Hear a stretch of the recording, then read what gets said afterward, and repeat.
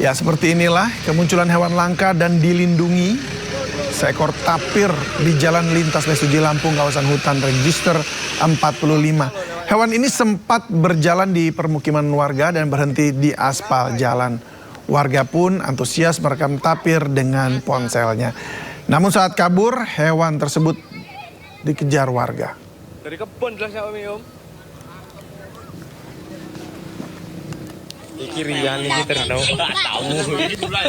Nah, sayangnya pemirsa, di video yang disebarkan warga berikutnya, tapir tersebut sudah dipotong oleh oknum warga. Padahal tapir termasuk hewan dilindungi dan diatur dalam pasal 40 ayat 2, pasal 21 ayat 2 Undang-Undang nomor 5 tahun 1990 tentang konservasi sumber daya alam hayati dan ekosistemnya. Bagi pelaku yang terbukti menangkap, melukai, membunuh, menyimpan, memelihara atau memperniagakan satwa yang dilindungi terkena sanksi pidana penjara 5 tahun dan denda paling banyak 100 juta rupiah.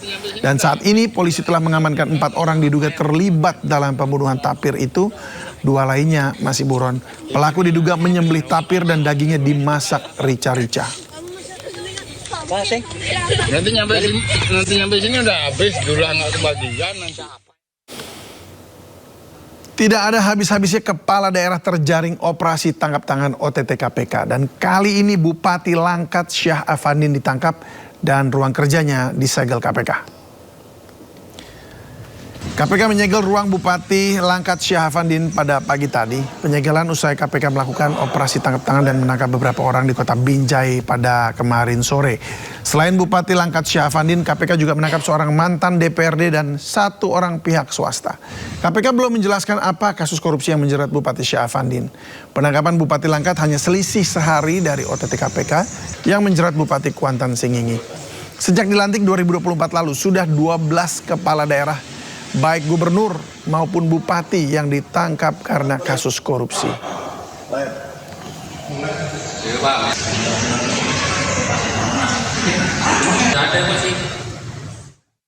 Dan kita sudah terhubung dengan rekan Indira Utomo di Gedung Merah Putih KPK Republik Indonesia. Indira, apa informasi terbaru dari OTT KPK ini?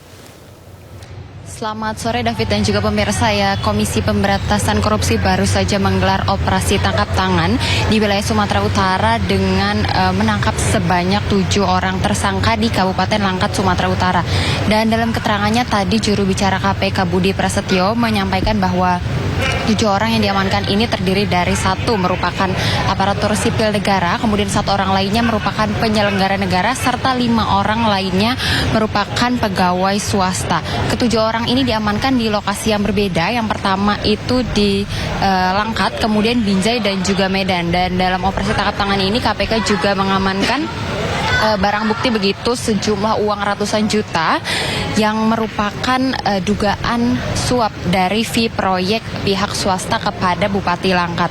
Dan selanjutnya seluruh pihak yang diamankan ini sebelumnya telah menjalankan pemeriksaan di Polrestabes Medan. Dan untuk Bupati Langkat sendiri tadi telah tiba di Gedung Merah Putih KPK sejak pukul 14.30 dan hingga saat ini masih terus menjalani pemeriksaan oleh penyidik KPK. Dan KPK juga menduga perkara ini berkaitan dengan suap proyek yang berada di Dinas Pendidikan dan juga Dinas Perumahan dan Kawasan Pemukiman di Kabupaten Langkat, Sumatera Utara. Selain itu penyidik juga akan mendalami kemungkinan dugaan lain seperti adanya gratifikasi terhadap Bupati Langkat. Dan menurut keterangan juru bicara KPK, untuk Bupati Langkat ini sendiri juga diamankan di rumah dinasnya di Medan. Dan dalam operasi kali ini tim KPK juga menyegel sejumlah lokasi yang nantinya apabila dibutuhkan untuk mencari bukti tambahan akan dilakukan penggeledahan begitu pemirsa. Dan hingga saat ini KPK masih terus mendalami dugaan suap di kawasan Sumatera Utara dan akan kami kabarkan terus kepada Anda David update-nya.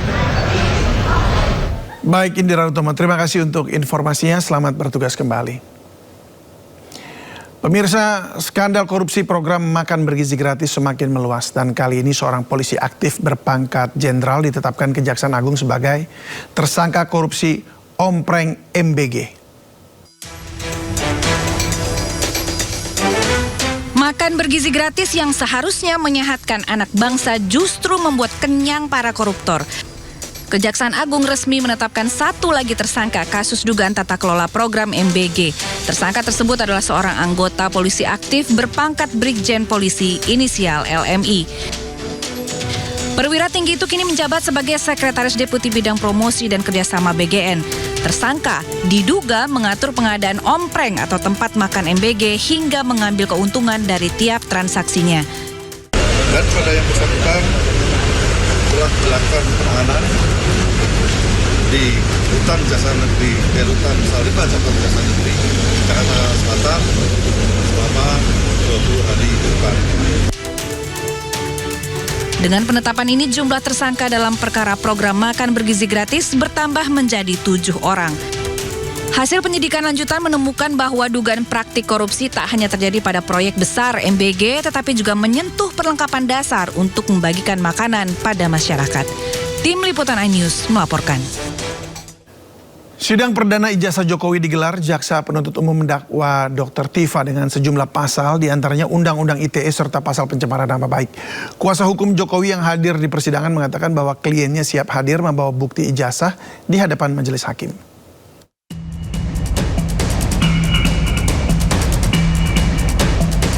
Sidang perdana Dr. Tifauzia Tiasuma atau Dr. Tifa dalam perkara dugaan pencemaran nama baik dan penyebaran berita bohong terkait dugaan ijazah palsu Presiden ke-7 Republik Indonesia Joko Widodo berlangsung hampir 3 jam di Pengadilan Negeri Jakarta Timur. Di persidangan, jaksa penuntut umum membacakan surat dakwaan yang menjerat Dr. Tifa dengan sejumlah pasal, termasuk pasal dalam Undang-Undang ITE serta pasal pencemaran nama baik. Setelah dakwaan dibacakan, Dr. Tifa menyatakan akan mengajukan perlawanan. Adalah lisan saya ketika saya menyampaikan tentang ilmu saya. Jadi betul-betul definitif. Ya, di situ di dalam dakwaan itu sama sekali tidak ditunjukkan ya, dinyatakan di mana saya melakukan manipulasi. Yang dipakai itu adalah lisan saya, lisan udah jelas. Jadi itu Pasal itu tentang gambar. Pasal yang betul-betul sangat sembarangan begitu ya. Kuasa hukum Jokowi yang hadir di sidang perdana Dr. Tifa mengatakan bahwa kliennya siap hadir membawa bukti di hadapan majelis hakim. Jokowi bahkan berencana membawa seluruh dokumen kelulusannya sejak tingkat dasar hingga perguruan tinggi. Memang bahan yang laporan kami adalah 3235 ITE dan kemudian 433, 434 yang KUHP baru juga. Kalau dulu 310, 311. Memang sudah sesuai dengan laporan kami dan kami juga mengapresiasi sekali penuntut umum dakwaannya sangat komprehensif yang menurut kami juga sudah mewakili kepentingan Pak Jokowi. Kemarin kami juga baru bertemu langsung dengan Pak Jokowi juga dan beliau menyatakan siap untuk hadir tentunya untuk merupakan penghormatan beliau dapat menunjukkan ijazahnya di forum yang sangat terhormat ini dan forum yang valid. Menutup sidang perdana, majelis hakim memberikan waktu 1 pekan kepada tim kuasa hukum terdakwa Dr. Tifa untuk menyusun perlawanan atas surat dakwaan. Sidang akan kembali digelar pada Kamis 9 Juli 2026 dengan agenda penyampaian perlawanan atau keberatan dari pihak terdakwa. Dari Jakarta, Yasmin Atania, M. Zulkarnain, Seto Pratomo, iNews melaporkan. Hari ini Roy Suryo menjalani lanjutan sidang pra-peradilan kasus dugaan fitnah dan pencemaran nama baik terkait ijazah Jokowi. Sidang digelar di Pengadilan Negeri Jakarta Selatan.